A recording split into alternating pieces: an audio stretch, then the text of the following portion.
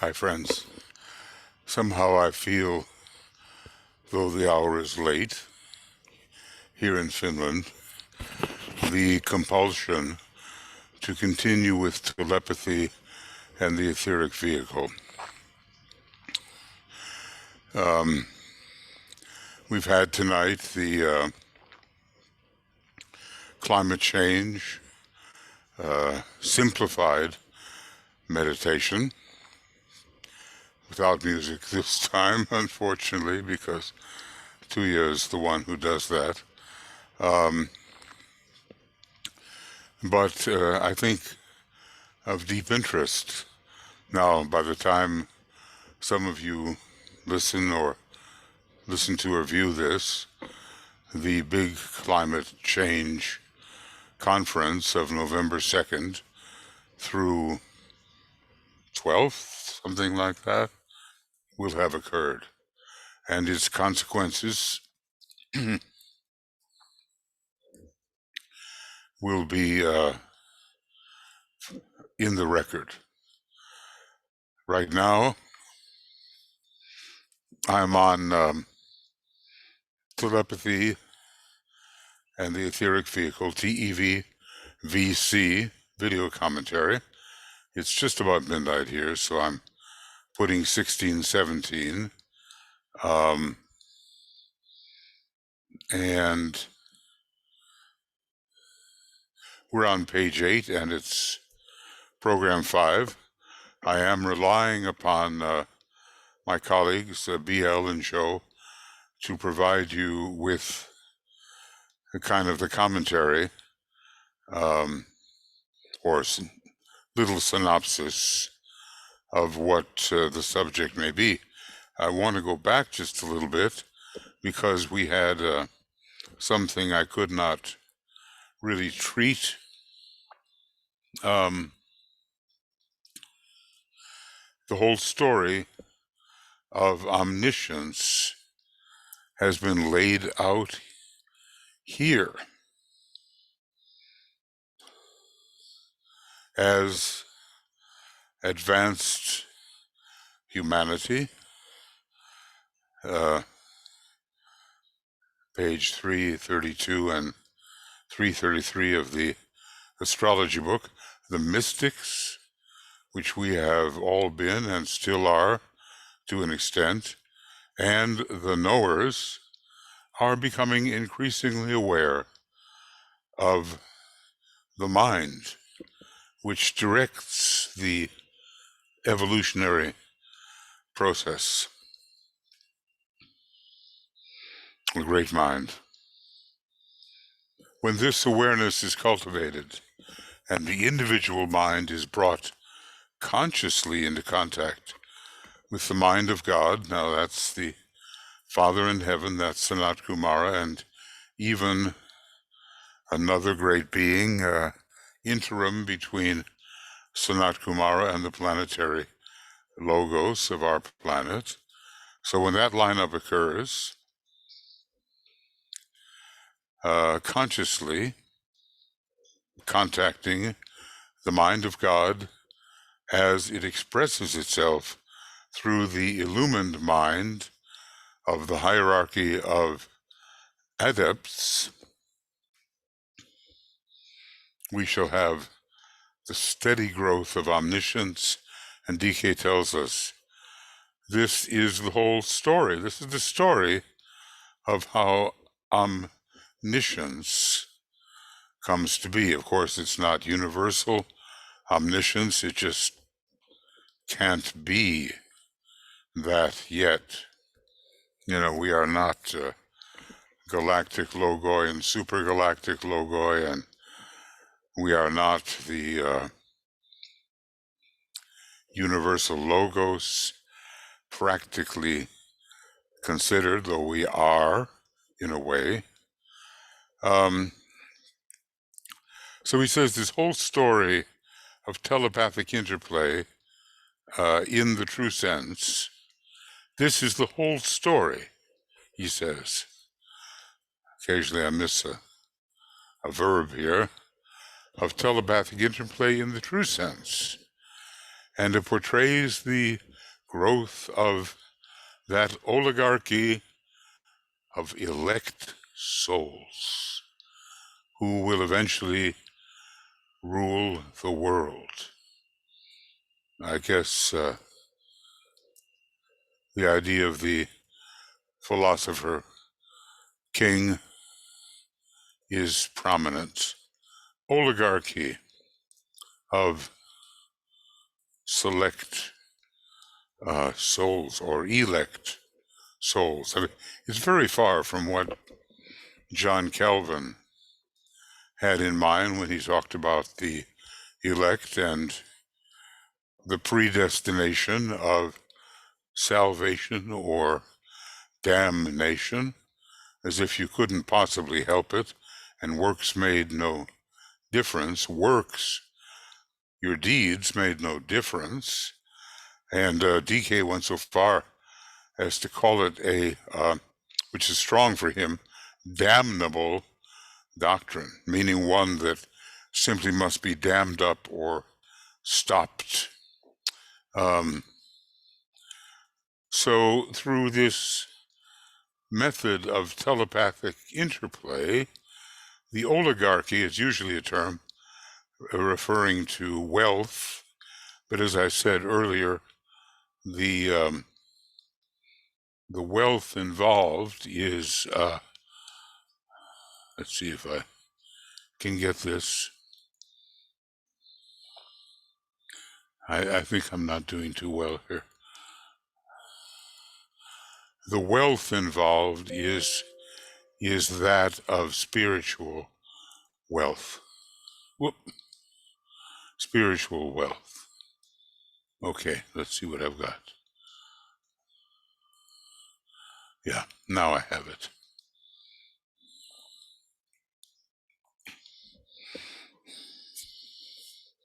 Oligarchy of elect souls. They rule through wealth, but the wealth is their great experience accumulated after many lives, many lived successfully from the spiritual angle. And they will eventually rule the world, says DK. And he goes on to say, will be chosen so to rule. Who are the choosers? Well, very high beings, apparently, and who will be recognized by the mass as eligible for that high office through the coordination that they have established. And this is what I want to go over. Now, recognition by the mass, even of the light within someone, is a slowly developing happening. DK tells us that those who are ready for initiation will be seen by the mass as having the light, the confirmatory light within themselves, because the eye will have been rendered more sensitive, and the ethers themselves will have been agitated, stimulated, excited into a state of greater visibility. So it's important, if these esoteric ideas are to at least have a certain place, it's important that the mass of human beings understand that they are real, well, not only real ideas, but real experiences of those who have sufficient elevation of consciousness. So they're going to be recognized by the mass as eligible for that high office. And through the communication, they have established, and this is what I had to rush over last time. I didn't want to do that, but somehow I had to because of the broadcast. The coordination between the universal mind, the lowest level of which I think is in a sense the atmic mind, the atmic plane, ruled by Saturn and the third ray, their individual mind, illumined by soul consciousness, which is still for the mass very unusual, but they will start to come to recognize the brain reacting, that sensitive plate, may I add, that is reacting to the impress of the mind. So the brain reacting to the individual mind, and number 4, the group of those whose minds and brains are similarly tuned and telepathically related. So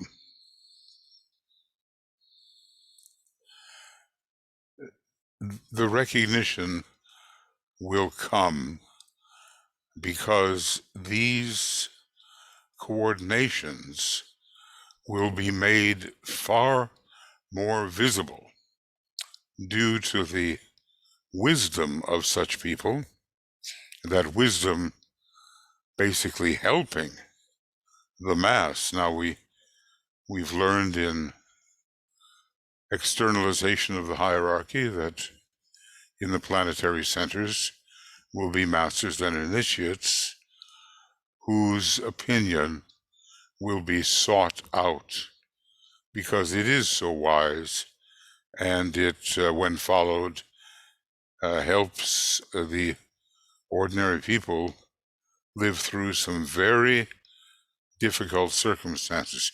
You kind of wonder how bad it has to get before, even in contemporary times, before there is that, who are you?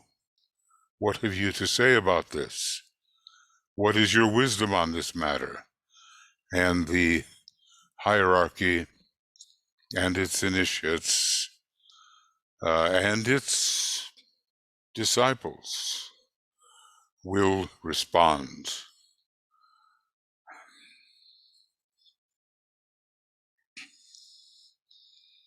So let's just say if we have that Martian red, not even first red, but Martian red, it can move towards the purple on its way towards the blue and indigo. That is required. You can see maybe why the great astrologer Dane Rudhyar called the Aquarian age the age of management. At the same time, when I did visit him, what year was it? Well, it was, well before the turn of the century. I asked him about Alice Bailey. He had dedicated his great first book, The Astrology of Personality, to Alice Bailey. But when I did ask him, he had a kind of a well-organized and pat response. I said, what about Alice Bailey and her astrology? And he said, well, it's not astrology as I know it. But on the other hand, so many of the Bailey ideas inevitably crept into his writings. DK called him a world disciple, and that was the reason why he was not selected to be part of the groups that DK was training, because he had a training of his own, and he was an advanced soul. At the same time, DK said, and it must have been a very leveling kind of statement, one that some people didn't want to hear, I think. There are no initiate astrologers working at this time, he said. Now, where does that put such a distinguished astrologer, so influential astrologer as Dane Rudyard? I think he lived to be 90, or I don't know, am I mistaken? Maybe born in 1895 or something, and going to 1985. I'm not sure, but he was around for a long time and very influential. Once I was at an astrology meeting in Dallas, long ago, and I talked to a very good astrologer who was a member of the arcane school. At least she had a lot of exposure to the arcane school people.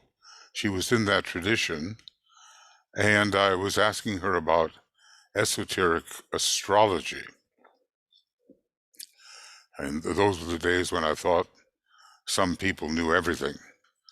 But of course, we all have our limitations. Well, anyway, she said, the most esoteric astrologer that I know is Dane Rudyard. And he was there for that conference, and obviously this woman, Marcia Moore, had tremendous respect for him. So let's just say much is coming into the light, much that is obscured, much that is sealed, sealed, is going to be revealed. And we are heading into what the Master calls the wonder of the New Age. Now, somehow we have to be, very observant, because there are so many false teachers shouting, as it were, the mysteries of the kingdom of heaven from the rooftops, and some not even from the rooftops, and some just shouting falsities which confuse the gullible and the less learned people. Fortunately, the master with whom we study is considered, I guess on our planet, the most learned of the masters, especially as regards astrology and the rays and the creative hierarchies. Okay, well, I know that was quite a long segue, but I wanted to look at this alignment, which I have here in yellow.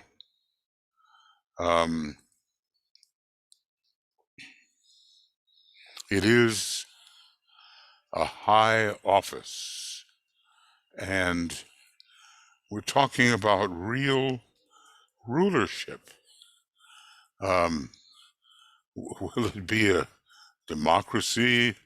Will it be a monarchy? It may be, well, democracy is the way of the hierarchy, but it will be based on the recognition of the quality of these individuals.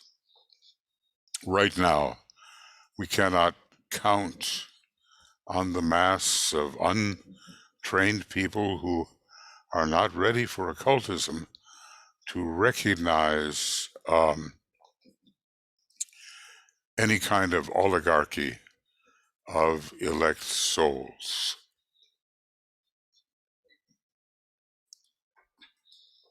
But it is coming. Okay, now I guess we can get into the program. We've ended program 4. I guess this is pretty much today. And we're starting from page 8 under the same impression, as it were. It's program 5. And now we are into, at least here in Finland, the 17th of October. So let's see what the master has to say. I always feel so daunted by the depth and detail of what he says, and I say to myself, well, I've read it, I've said a few words about it. Can I make it part of myself, part of my consciousness? And, well, there are definite limitations there. So he goes on to say, in connection with disciples and aspirants to discipleship, it is presumed that their minds are somewhat attuned to the soul. Now, what really does that mean? I guess when we study white magic, we find out that the soul originates certain ideas that have to be carried down magically through formulas to manifestation on the physical plane. So, do you feel, and how do you know, that your mind is attuned to the soul?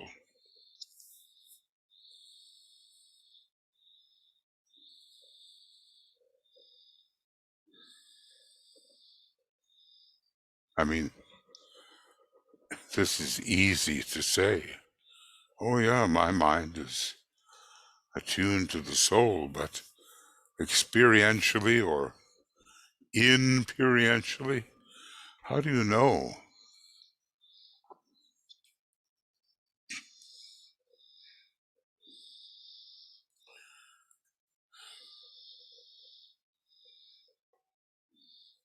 Can we say that the presented attributes of love and wisdom are really functioning in your life, and not just as words, but as your modus operandi, your method of operation?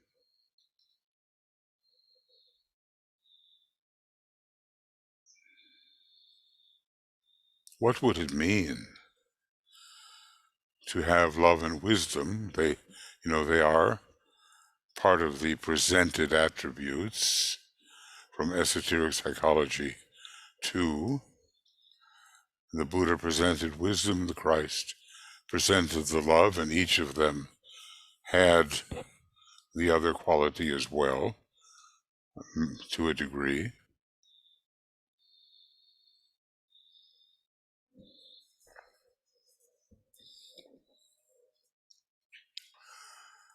What would it mean to live that way? And we might find, if we examined ourselves carefully, that, well, we're we're not doing it.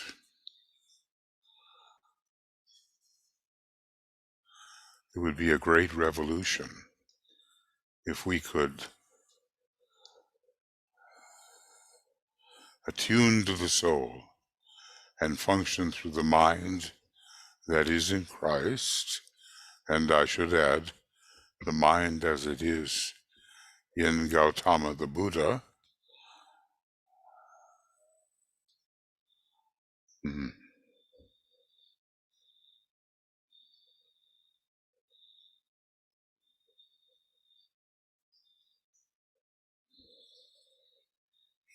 How beautiful that would be if we could do it. And now further, DK goes on to say, um, it's presumed, okay, another presumption, that they are also so aligned with this, that the soul, mind, brain are coordinated and are beginning to function as a unit. Now, this is an individual responsibility. We've got to see to the coordination. Think about yourself for a minute.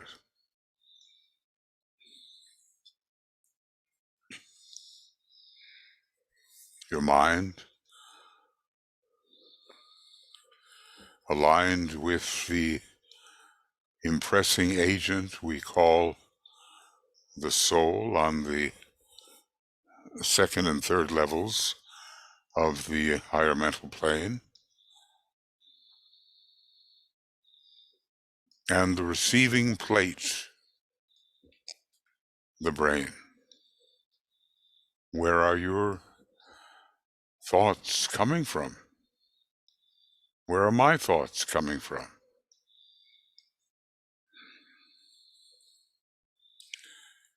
Maybe Master DK is so effective in his telepathic rapport with our soul, and maybe our angel of the presence is so effective that we can say, yes, these thoughts are, these impressions, these energies are coming through his writings, and through those moments of high inspiration, which Master DK talks about as pertaining to the soul, which I guess is the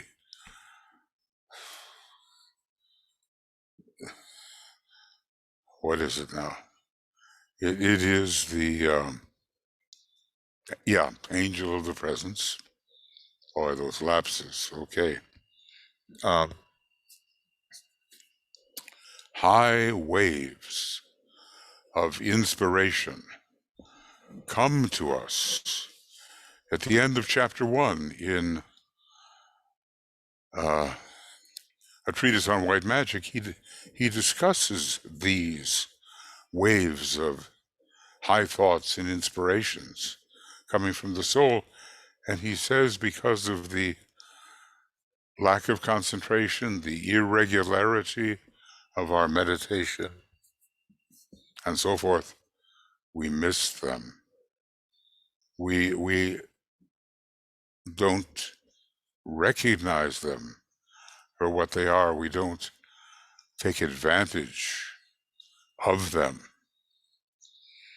But if we begin to do so, then soul, mind, and brain become the effective uniting instrument, which can really bring through what the soul intends. Now we just have to ask ourselves whether these three are a unit in our case. I mean, people with an overdeveloped concrete mind, it's just can't be a unit. People with brain cells unawakened or insensitive, it's not going to happen.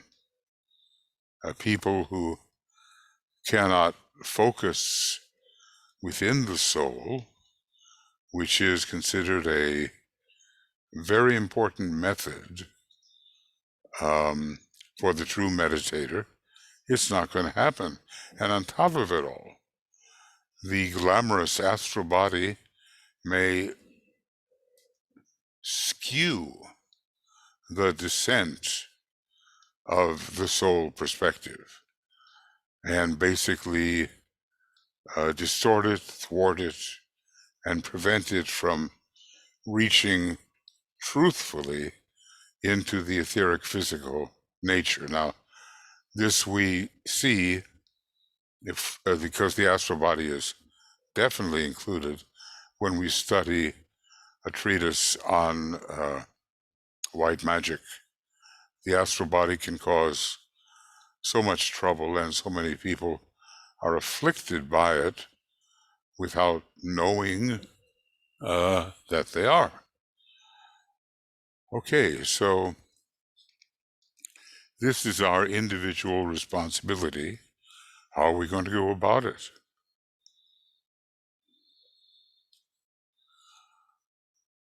I guess visualization is really an important part, and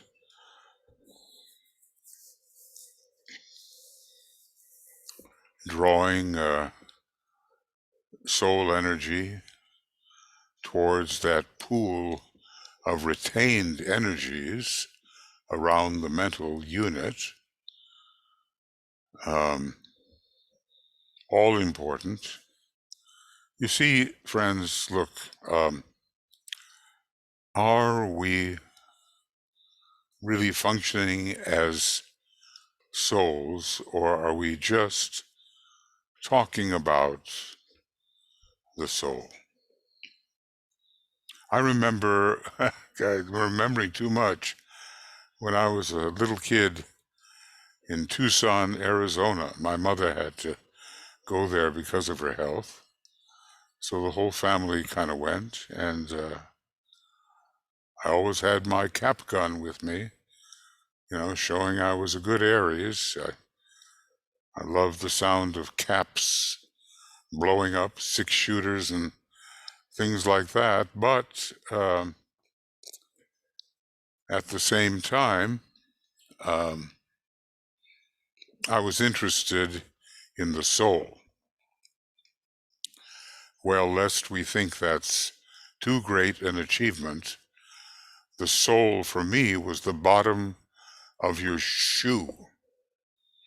S-O-L-E, is it? And I just was pondering, now why is this soul, why is the bottom of your shoe so important? And I was interested in the subtle realms, but mostly because I felt that germs were all around me. So I guess I had one of those germ phobias, but it all straightened out in time. It's interesting, though, what children think in the beginning and how they may confuse concepts.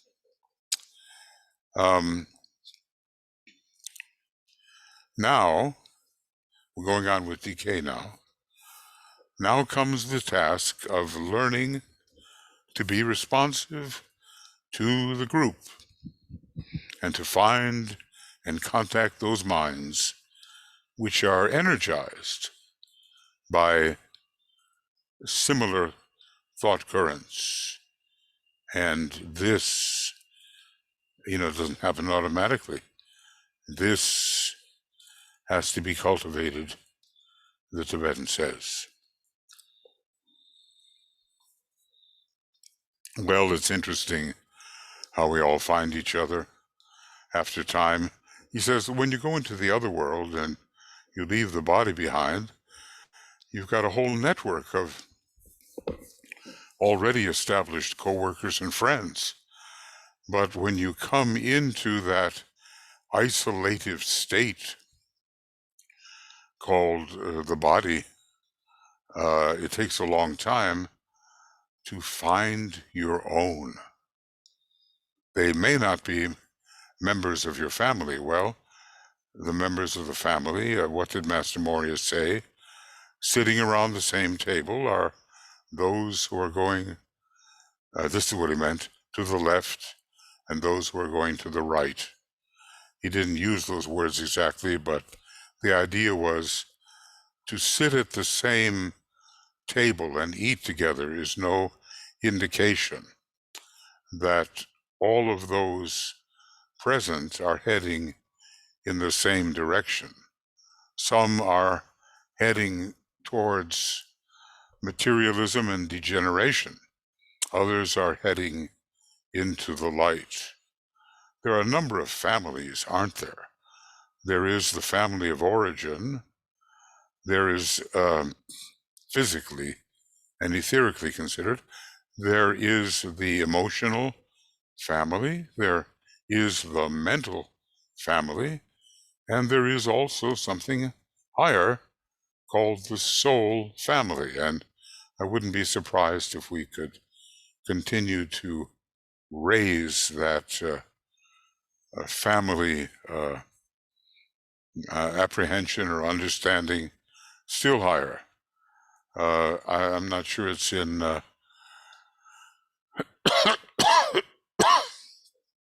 sorry, the Letters on Occult Meditation.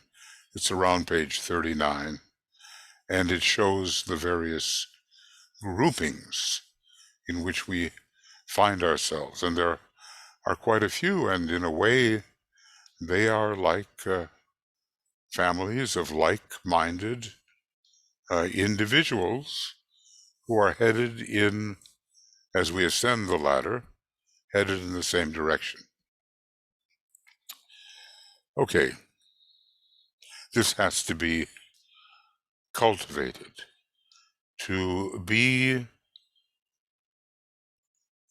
responsive to the group or groups that are energized by similar thought currents. Well, you probably discovered, I worked at the Arcane School, Lucis Trust, for 5 years, something like that, before I started all this other psychological and astrological inquiry. It just didn't fit, but no excuses. And I walked in, and there are people thinking the way I do, thinking about Alice Bailey the way I have and do. I didn't have to go searching, they were there.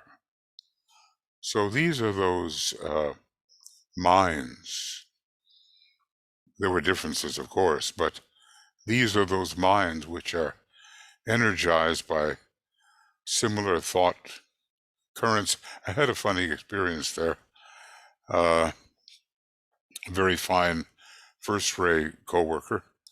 I used to have a picture of Master Kuthumi on my desk, but the way it was positioned, she would see it constantly, and she thought it was a picture of Jesus or something, and she asked me, did I have to have that picture on my desk? She was disturbed by it, perhaps not knowing what it really was. But yeah, since she was on the first ray, I honored her request. Okay. So DK goes on and he says, how, my brother, shall this be done? Contacting those minds which are energized by similar thought currents. I think may I say, you have to be true to yourself. You're not going to find them if you're following somebody else's behests with regard to what you should be doing in life. Follow your own, and it will lead inevitably to the presence of others who have, with truth and in clarity, followed their own inner impulses. That's the only way to find those minds which are energized by similar thought currents. That's pretty rare, you know. I'm trying to think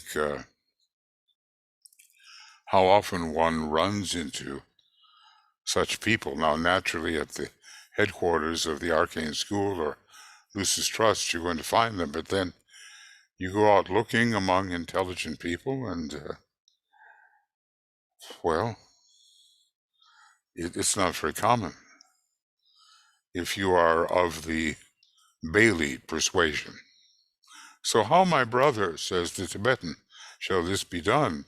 And let us consider the various types of telepathic work and how that bears on the subject.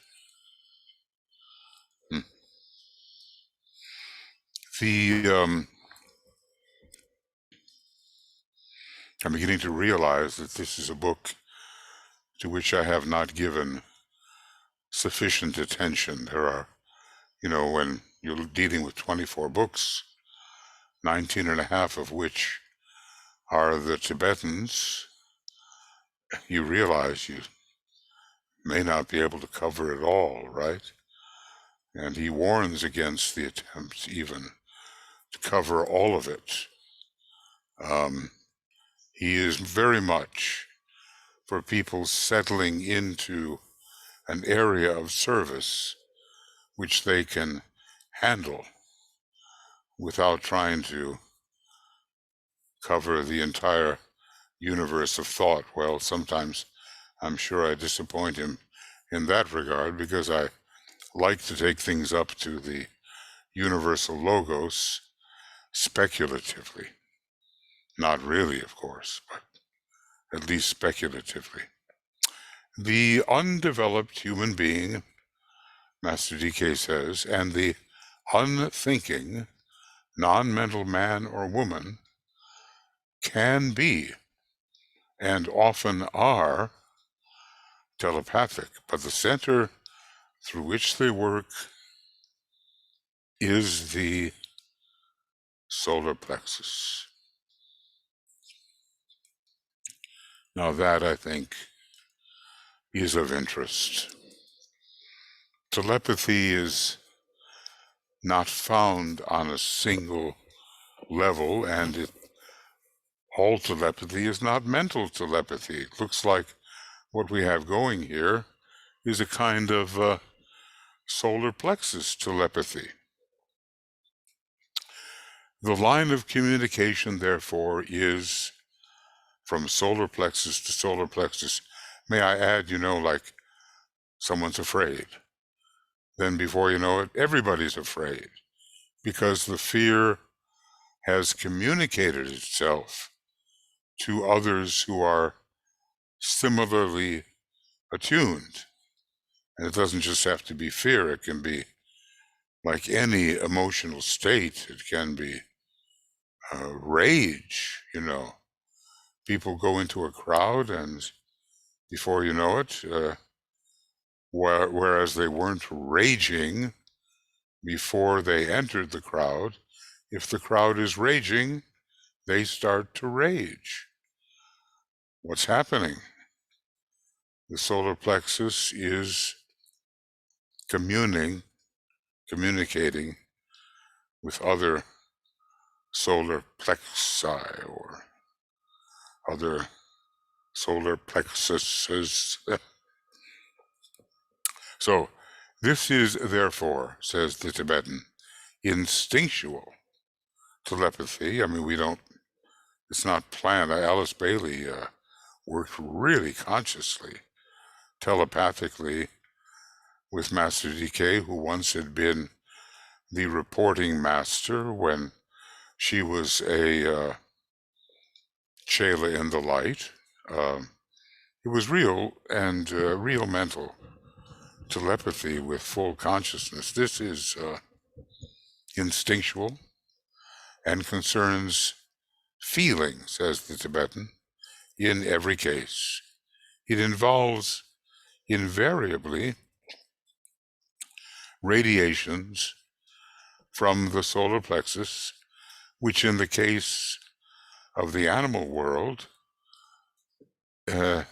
serves usually as the instinctive brain. I mean, suddenly a whole flock of birds turns in a different direction, or a school of fish, or I've seen these hunts for the feral hogs or pigs of Texas, and when one reacts, they all react in such a way as to realize that something has been communicated to them, which spread very rapidly.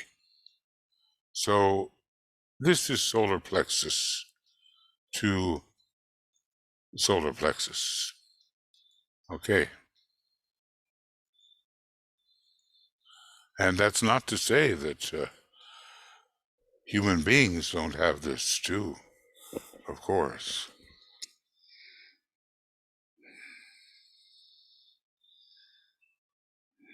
Think of that.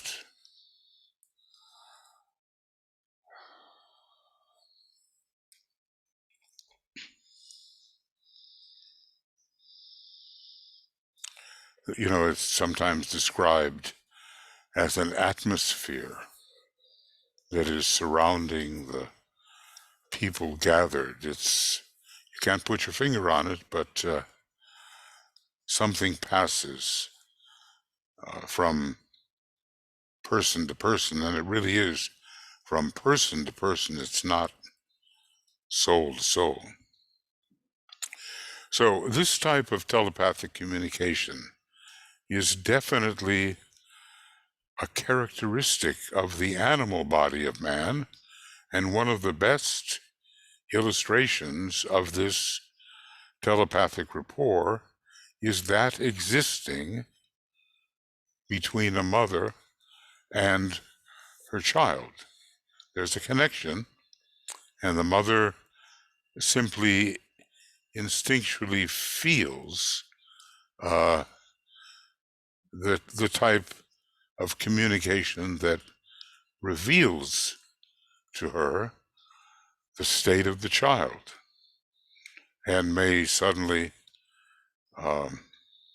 go to tend her child when there was no other apparent reason to do so.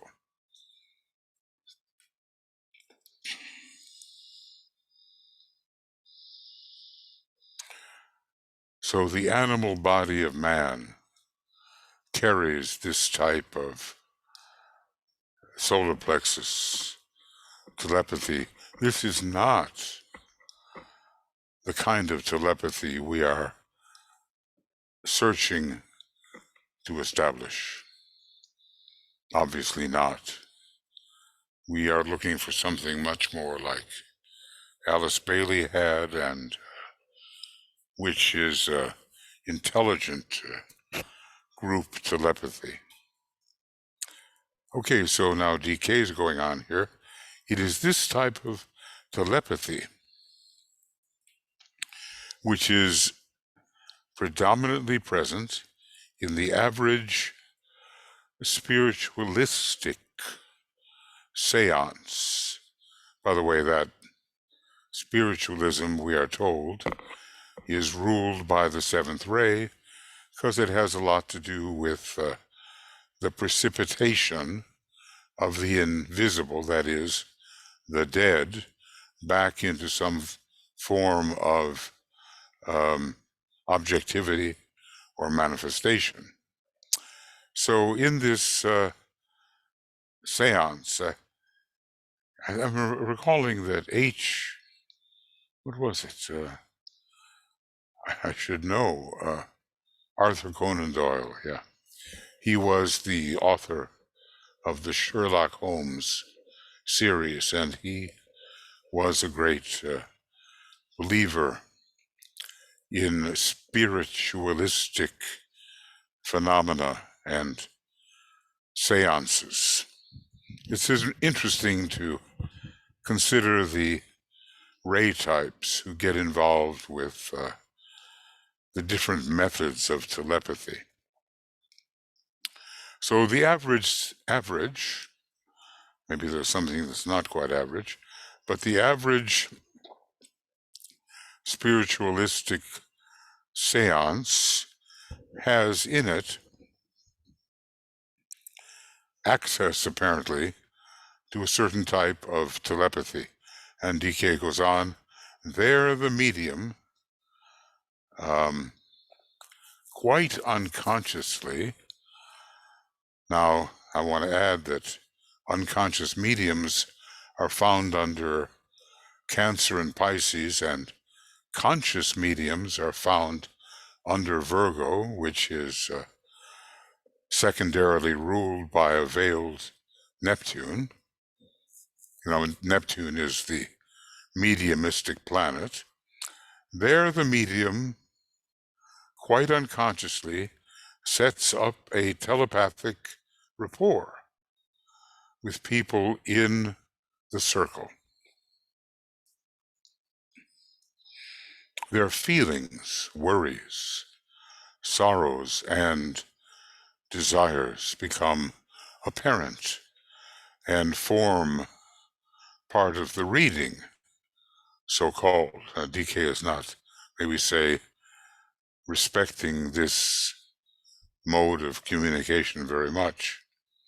Both, going on with the Tibetan, both the sitters and the medium are functioning through the same center. With this class of medium and in this type of seance, the highly intelligent and mentally polarized man or woman will learn nothing and will probably receive no impressions or messages unless faked. I guess, the point of tension is too high for the highly intelligent, etc. It's above what's occurring. Hence, therefore, when it comes to scientific investigation by trained minds, physical phenomena has predominated, and not the more subtle forms of psychism, where the more subtle forms of super and extra sensory perception have been involved. The subjects have been either adolescent or in their early 20s and have been primarily and rightly focused in the emotional feeling body. This is true even when they are highly intellectual. Well, I guess there are stages of focusing in the various vehicles, and in the normal unfoldment of even the intellectual, there comes a point when there is focus within the astral body. So I think that's a very kind of interesting statement that he's made.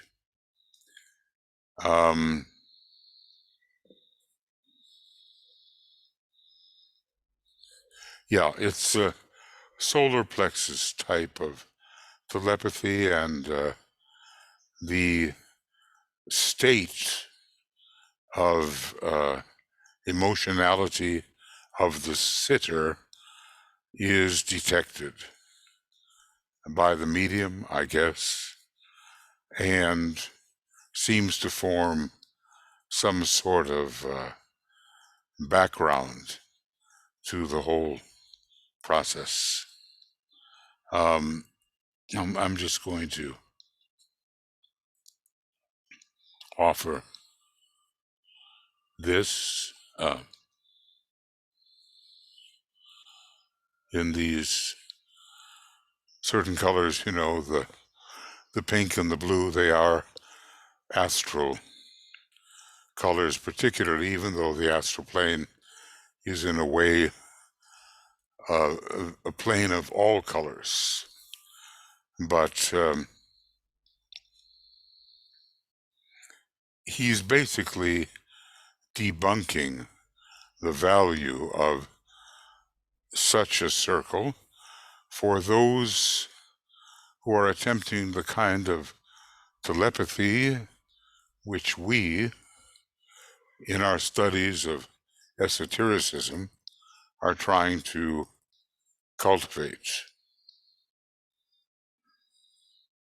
There are much more subtle forms of psychism, and they do involve the ajna center rather than the solar plexus. And that whole commentary about intellectual people or people who will eventually be intellectual being subject to this type of telepathic exchange at a certain stage in their development. They're adolescent or they're in their early 20s and rightly are focused in the emotional body. Now, you can ask when do they finally begin really focusing in the mental body.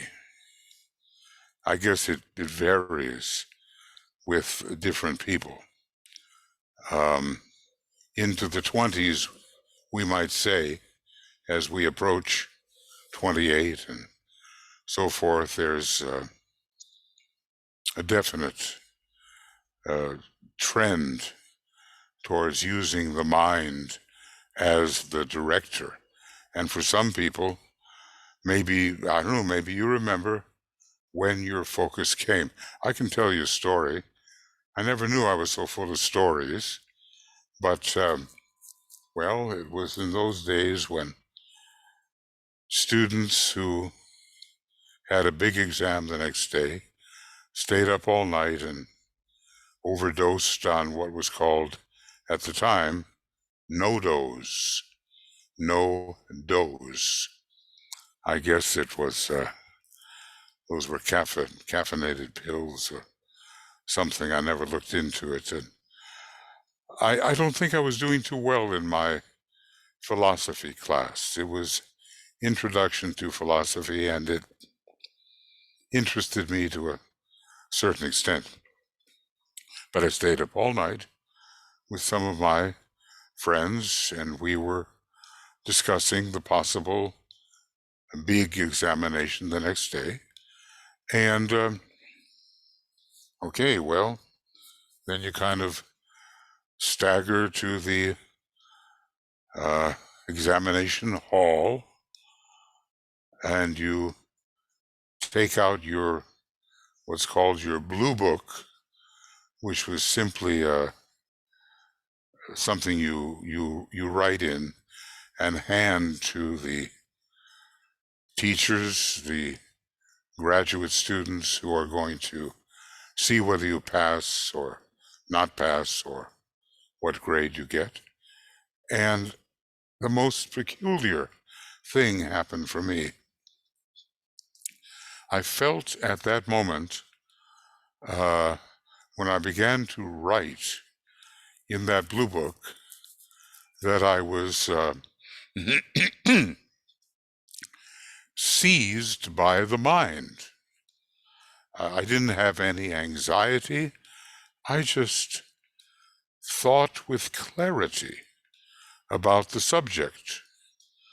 Maybe an uncommon experience in regards to that philosophy class up to that point. And I felt this is the mind. And I followed it. I worked with what it suggested, and I received at that time a high grade, which I don't think was predictable at all, but a high grade for my efforts. And from that time on, something in me knew I could think. How old was I?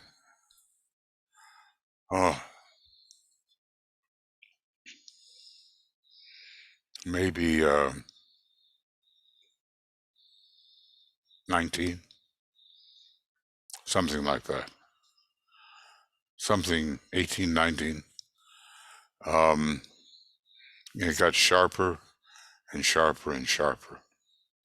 So I began to trust myself as a thinking person, not just a feeling person. Now, I retained that feelingness for a long time, even as a quasi-intellectual, because look, I was an opera director. You got to feel. Otherwise, you just cannot direct Italian opera and other kinds of opera, which is so rife with emotion. And that's all part of the development of it. But from that time on, I knew I could think. And I'm not sure that before that time, I knew I could think and rely upon my own mind. So, just a little piece of personal history. I guess all of us, we have a little bit of an autobiography in us. That movie called Illusion with very, very old Kirk Douglas. I think he finally died at the age of 103. But anyway, he was obviously a believer. And there he is in the movie house all by himself. And up in the booth are it's the old days, all the film reels of his life. And he's being shown them by the sort of Akashic record team. And somehow he realizes that what he's been, who he has been, and he gets a chance, in a way, to karmically correct for what he has done, often of an unfitting or ill nature, and what he would like to do. And it's a brilliant little movie by an Armenian director. I forget his name entirely, Michael something, I think. It's a short movie, Illusion,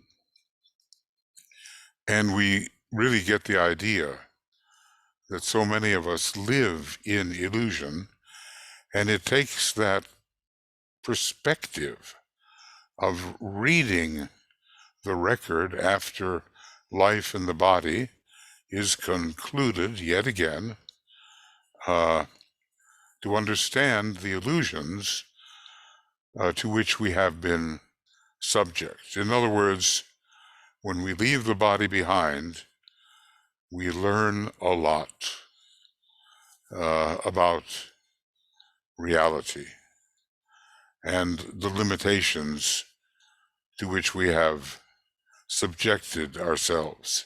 I remember, he's a good actor, right?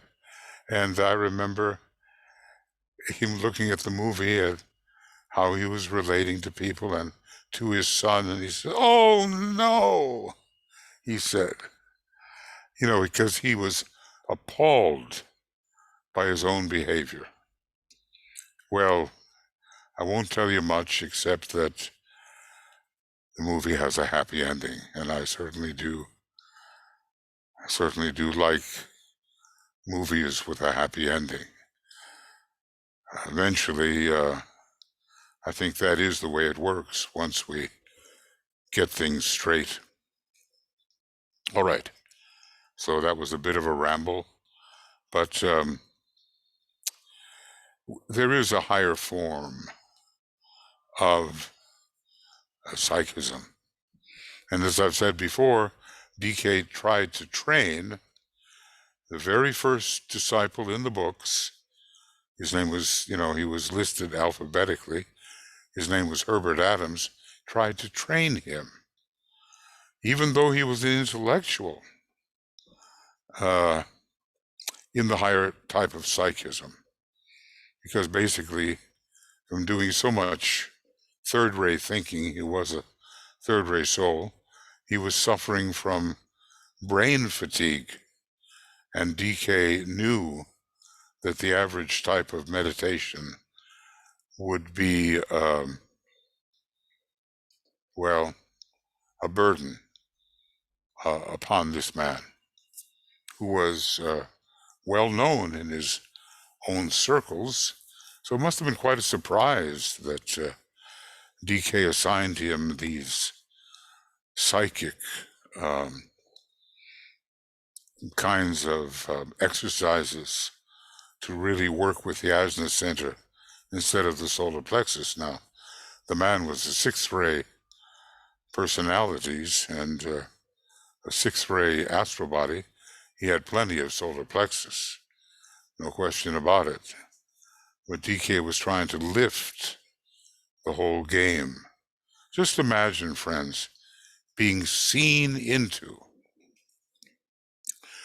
the way Master DK can telepathically see into us. Just imagine that. Someone up there knows us.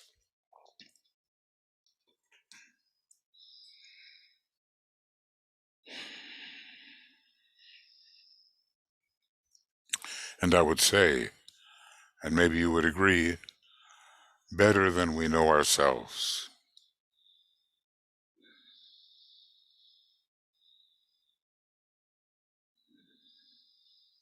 Otherwise, he could not advise so cogently, so clearly, so helpfully, so surprisingly.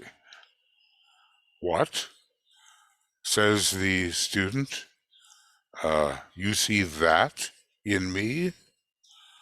He never saw it himself. But the fact that the master saw these things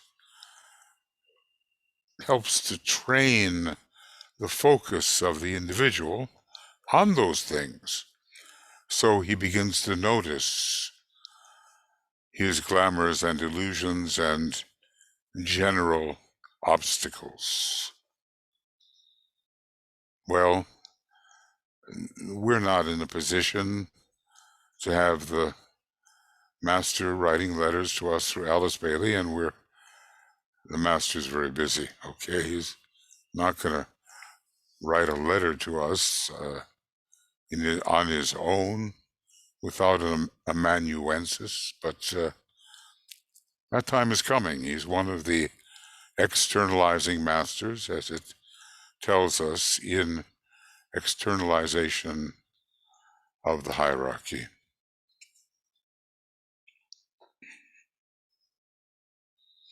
Anyway, so let's look at this form, what he calls it,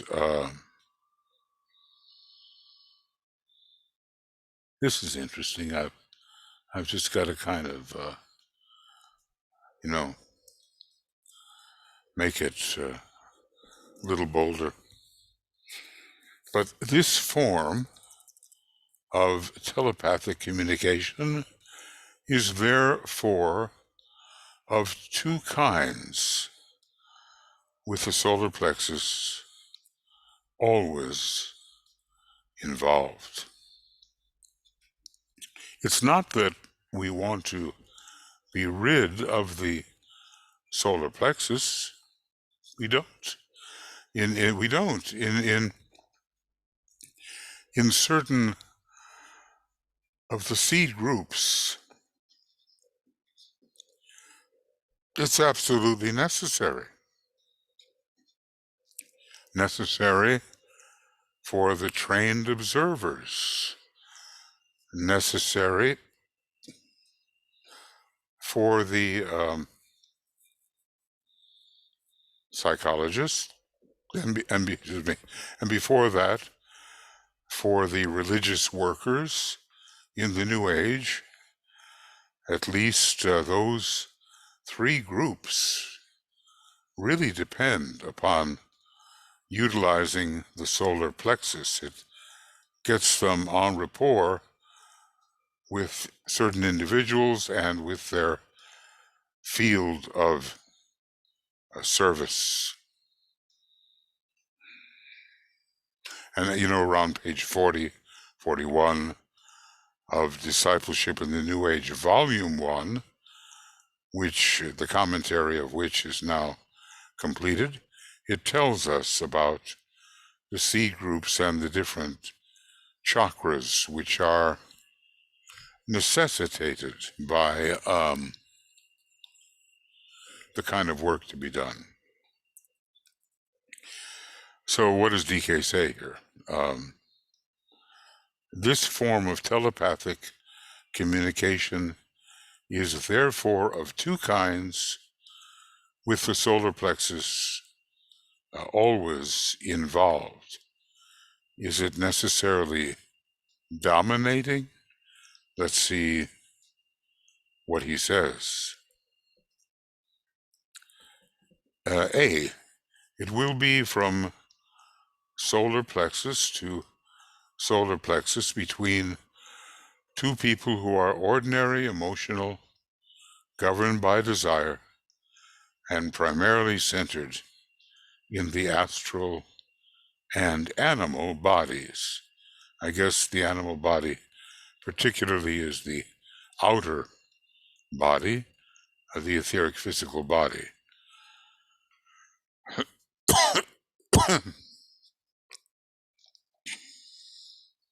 I don't know, have we had this experience? But suddenly you get the feeling maybe that you have to do something in relation to that other person. And where's that coming from? It's not reasoned or well thought out. It's not really understood. It's just that feeling that something is going on between the two of you, or more than two. And then it will be between such a quote, solar plexus person, says DK, if I may so call him, and a higher type, whose solar plexus center is functioning actively, but whose throat center is also alive. Now, look, that throat center is an intellectual center, and oftentimes it's just ruled by the planet Earth, and all kinds of thoughts are produced. Go to page 517 in the astrology book. You'll see how that works. but it will eventually be dominated by Saturn and then even Uranus when a certain magical phase or process is reached.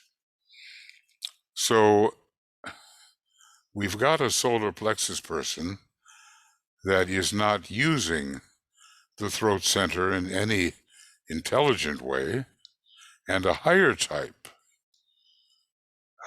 whose solar plexus center is functioning actively, but whose throat center is also alive. Now, this means the person is inclined, such a person, really to think. As an extension of the monad, there are three centers which are primarily activated: the throat for third-ray monads, the heart for second-ray monads, and the head for first-ray monads. Now, going on with decay, this type of person registers in two places, provided that the thought sensed and sent out by the solar plexus person has in it something of mental substance or energy. Pure feeling, now let's call that karma, pure feeling and entirely emotional emanations between people necessitate only solar plexus contact.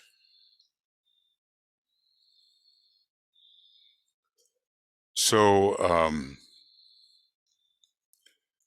this is a higher type of person whose chakra system has a open solar plexus, but whose throat center is also intelligently alive, and maybe increasingly from the solar plexus person starts to emanate, as he says, DK says, something of mental substance or energy. This is the way progress occurs. We don't just forever send out pure feeling, forever pure karma, or impure glamour. We don't. We begin to develop. There's a draw upward toward the throat center. Well, 6 and 3, they are related numbers. And the solar plexus bringing in the 6th ray, and the throat center being, in a way, the 3rd center and bringing in the 3rd ray. So there will not be two places of contact if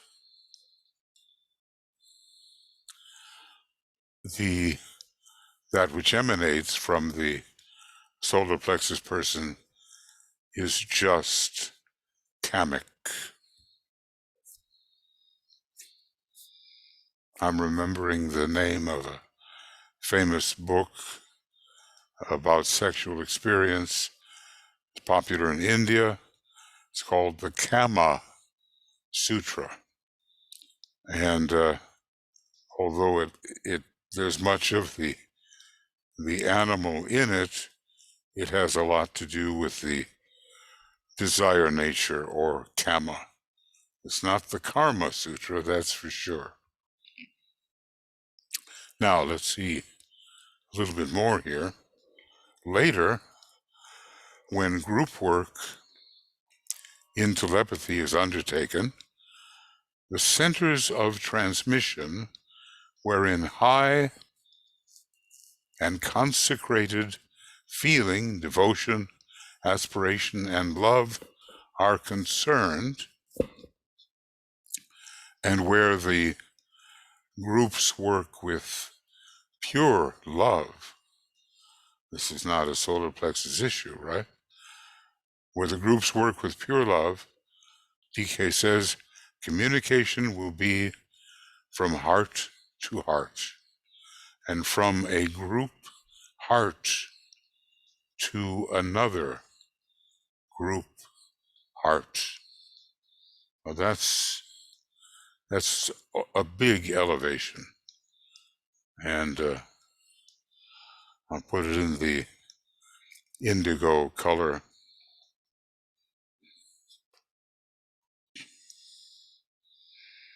Because we have to, well, we learn to love each other, and there are high states that relate us, consecrated feeling, devotion, aspiration, and love, the synthesizer. Now, you can ask yourself, are you in any such relationship with a group? That's a question. Maybe, we have groups. We work with groups. Is the heart-to-heartness characteristic of your group relations and of group relations in that group in general? Or are there niggling criticisms, disapprovals, different points of view held tenaciously, which reduce the flow of love? It's a question.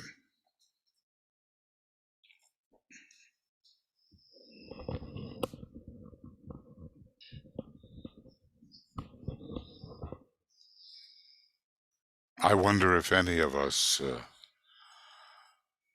have achieved this, and certainly not as fully as we might. The phrase, he goes on, DK goes on, the phrase heart-to-heart talk, so often used, is often a misnomer at this time, but someday will be true.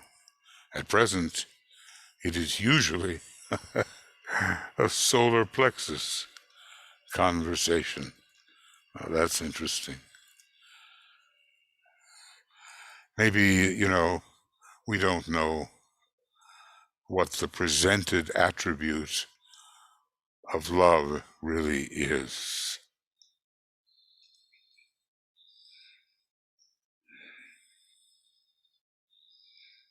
But we certainly have the opportunity to find the way to cultivate that. And when in the group situation, to question ourselves regarding the kind of energy which is flowing between the group members. The second form of telepathic work, says DK, is that of mind to mind. Well, okay. We leave the solar plexus and the heart behind a little, and it is with this form of communication, says the Tibetan, that the highest investigation is, at this time, concerned. Well, so often when we hear the word telepathy, we immediately think, mental telepathy. We have not thought about solar plexus telepathy, about heart telepathy. It's a communication, tele, a path, pathos, path, having to do with the body. I don't think that's a very good derivation, but it's worth taking that word apart and seeing what its origin really is. So the second form of telepathic work is that of mind to mind, and it is with this form of communication that the highest investigation is at this time concerned. I think Alice Bailey, H.P. Blavatsky, the amanuenses, which DK chose, and maybe he'll choose another, who knows how he will bring forth the third installment. We have so much technology, but I'm sure he needs to be assisted by a human being. It's mental.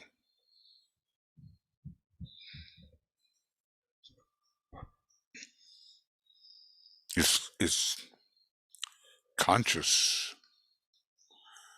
The person knows what's going on. DK says only mental types are involved, and the more that emotion and feeling and strong desire can be eliminated, the more accurate will be the work accomplished. Well, I think I will simply continue with the yellow color.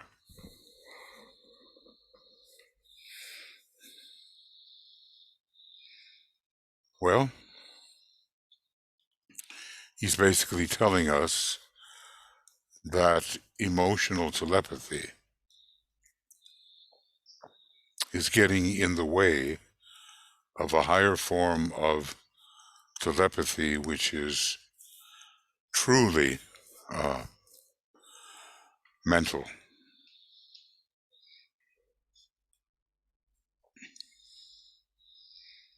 How would we normally break telepathy down into such categories without a book like this? From an experienced individual who is working with our souls telepathically, just as is the angel of the presence. So here's a little warning. The strong desire to achieve success in telepathic work and the fear of failure are the surest ways to offset fruitful effort. This is important. You know how we can earnestly seek to achieve or fear that we won't, and our mind becomes a block to the flow of thought harmoniously flowing between us, amongst us. In all, DK goes on, okay? In all such work as this, an attitude of non-attachment and a spirit of don't care are of real assistance. Now, it reminds us maybe in the glamour book of the technique of indifference. It's used in the dispersion of myopic reaction.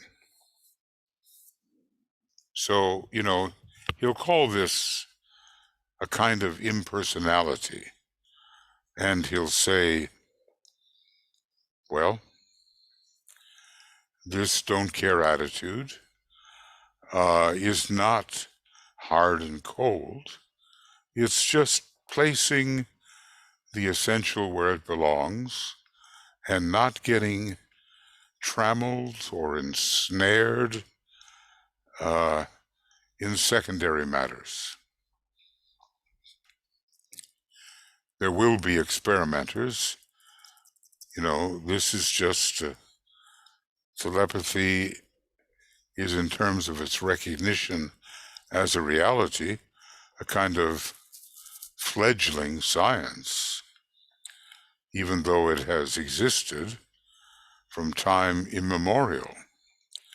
So DK says, experimenters along this line need to give more time and thought to the recognition of types of force. They need to realize that emotion and desire for anything on the part of the receiving agent creates streams of emanating energy which rebuff or repulse that which seeks to make contact, such as the directed thought of someone seeking rapport, and maybe the directed thought of the master or some higher agency. So emotion or desire for anything rebuffs. And we hardly suspect that it could be so.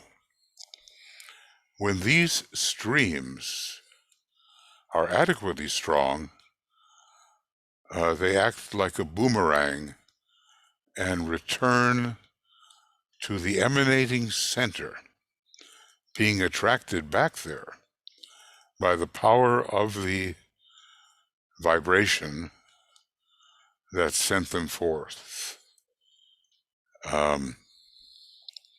Well, he's telling us how it really works, and it may be surprising to us. I want to be telepathic. I want to know what you're saying or sending. I want. A different kind of attitude is required, and the faith in the reality of telepathy, which DK assures us is ancient and that we are naturally telepathic. So these streams, when adequately strong, they act like a boomerang and return to the emanating center.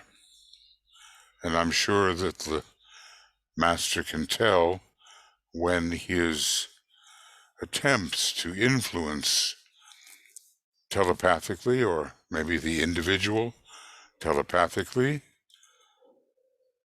come right back to him because of some unhelpful condition within the desire nature of that individual. So DK goes on to say, in this thought lies hid the cause of what? Of what? A, failure. The failure on the part of the broadcasting or transmitting agent. Intense desire to make a satisfactory impression will attract the outgoing thought back to the transmitter. So it's not only the receiver here that has to be worried about the degree of intensity of desire. Even the transmitter, if he or she gets involved in hoping intensively that what he sends forth makes its impression, there will be a return.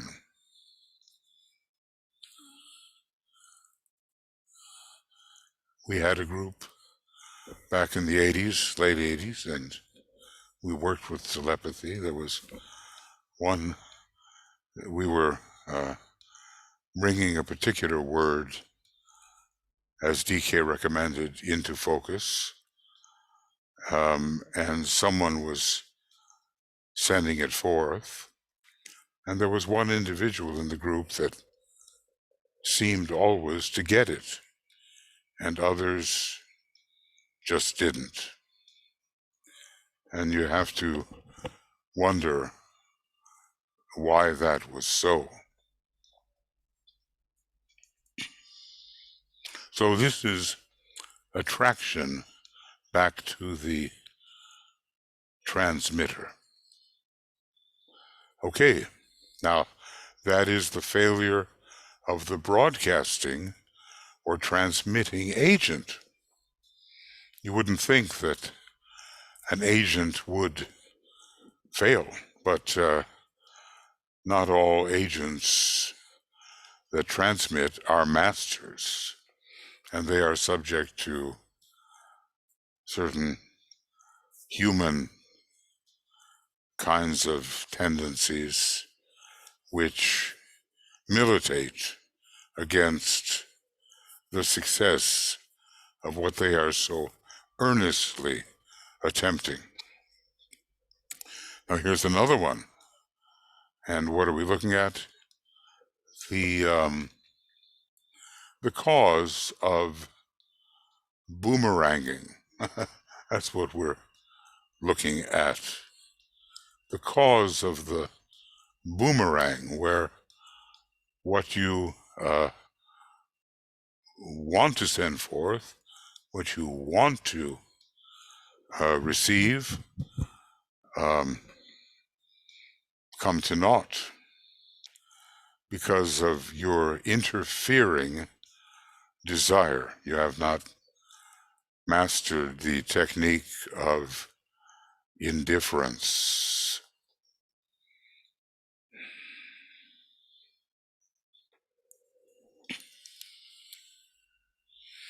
Okay, now that's the broadcaster. Now, what's the other story?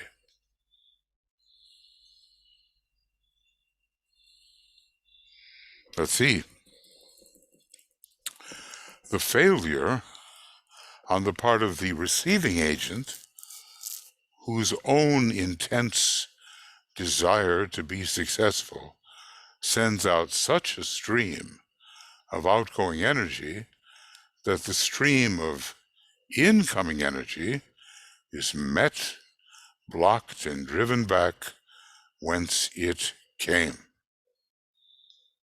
This is such practical advice, and I hope we can not only remember it, but apply it.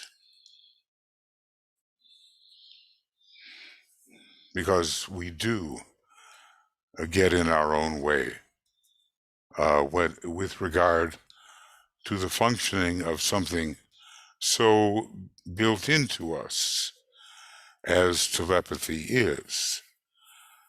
But, as always, when we learn about something new, we want to have success, and that very desire militates against the success. So, one of the possibilities with the receiving agent is the intense desire to be successful. It's understandable, but it's not useful. Or, the Tibetan goes on, if the receiver is aware of this and seeks to stem the tide of his desire, he frequently surrounds himself with a wall of inhibited desire through which naught can penetrate. Well, DK tells us about the disadvantages of building for one's protection the old theosophical wall, and suggests instead the sevenfold radiation of divine love, which he gave to Roberto Assagioli as a means of protection and also of contact at the same time. So we're not meant to live in a shell, to isolate ourselves in this way, nor can we spend all our time concentrated on inhibiting the desire which otherwise would arise within us.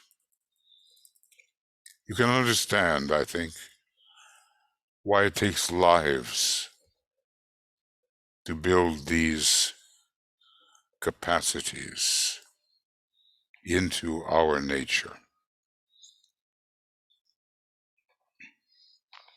Consciously into our nature. Now, it's quite obvious that this is the time to stop. We're on page 11. I think we began on page 8. I'll go up there and see. And it's a new section, telepathic work. He has distinguished between various types of telepathy and talked about the most desirable forms of telepathy at this time, which really do involve the mind, the clear mind, and not some vague feeling that moves you. So this is the end of program number 5, Telepathy and the Etheric Vehicle, TEV, video commentary. And the day now is definitely the 17th. And we did finish page 8. We started there, and it went up to page 11. And again, we will begin with program 6, and I don't know when we'll begin, but it will be page 11, and I always, in this case, put kind of an XX, because the day is uncertain.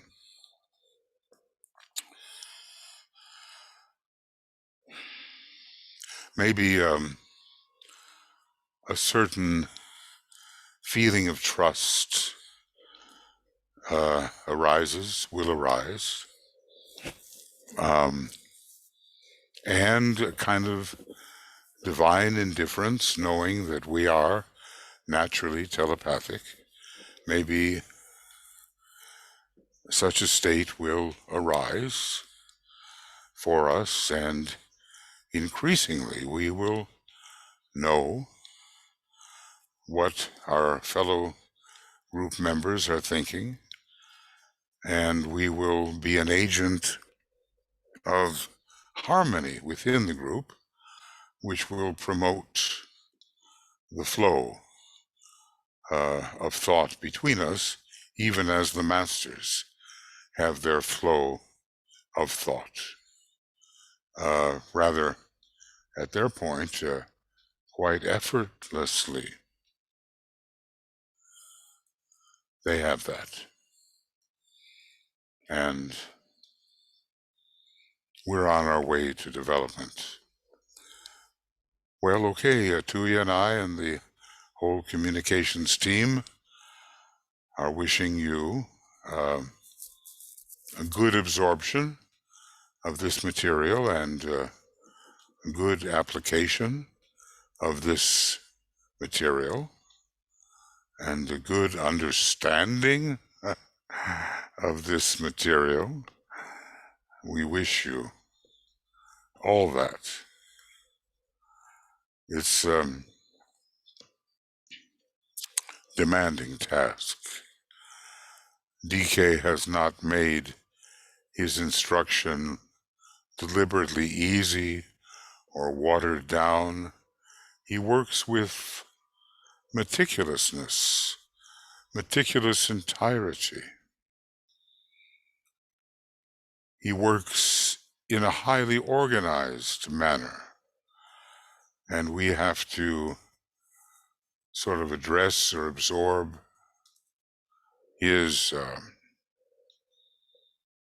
teaching in a serious way, not just once over lightly, but really pondering on this. Thus, those words, those haunting words, ponder on this. I sometimes just say, well, think about it, okay, but a true ponder is maybe a different thing. So, my hope is that this has taken properly. It's always difficult after you've spent, let's see, an hour and a half or something on a program only to find out it has been useless. Then you're faced with a real dilemma, and you may feel a bit crestfallen. I'm hoping that's not the case in this case. I never know till the end of the program whether it's been successful or not. Now look,